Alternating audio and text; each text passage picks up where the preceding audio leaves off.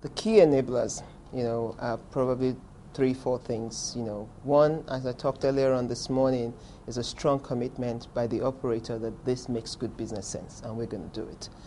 The other thing is the collaborative approach that government has continued to provide to us. The door has been open, even though the Nigerian content growth was more or less legislated. They basically said you would achieve 70% by 2010.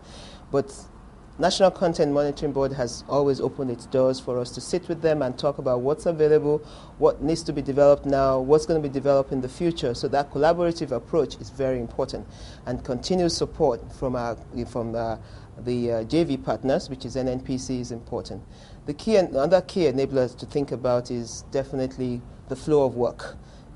Us continuing to have enough work that we can give to our contractors, suppliers, vendors, so that they can feel comfortable that their investments is going to yield profit with time. Sustainability is, of course, in the flow of the work. A lot of the things that we've already brought in, the processes, I talked about the SCC pipe mill in Abuja, where initially they were making pipelines or pipes for the water industry. We had to use them for oil and gas industry, so we met with them, sat with them, brought in our tools, our processes, our best practices around the world. They were very accepting of it.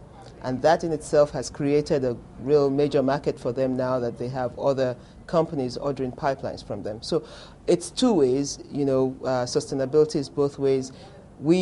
Our willingness to help, and then, the contractors also accepting the help that we bring.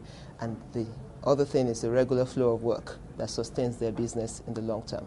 We would not compromise on safety and integrity of our facilities. So for our contractors to know that the standards in the oil industry is stringent, is specific, they've got to meet those standards for them to continue to do business with us on the long term. So it's both ways, collaborative approach on both sides, making sure. But underlining of that is, of course, the flow of work from us to them, which is engineered by our partners, and the contracting approvals that we talked about this morning.